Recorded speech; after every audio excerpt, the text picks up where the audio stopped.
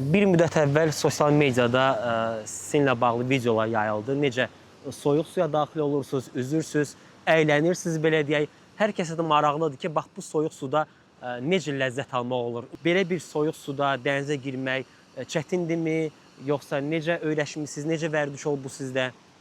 İlkin olaraq, yəni hamı bizə baxıb, yəni deməsin ki, bunlar eləyirsə, bizə soyuq suya girə bilərik. Qəti bunu bizdə ümumiyyətlə payızdan başlayırıq. Mütəmadi olaraq hər gün biz çalışırıq dənizə girək və bədən tədricən soyuğa alışır. Və soyuğa girən zamanda bizdə o bayaqlar vurulduq kimi xoşbəxtlik hormonları qalxır.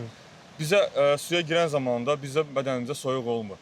Hardasa belə deyim də 42 dərəcə 1 dəqiqənin izində hərarət qalxır.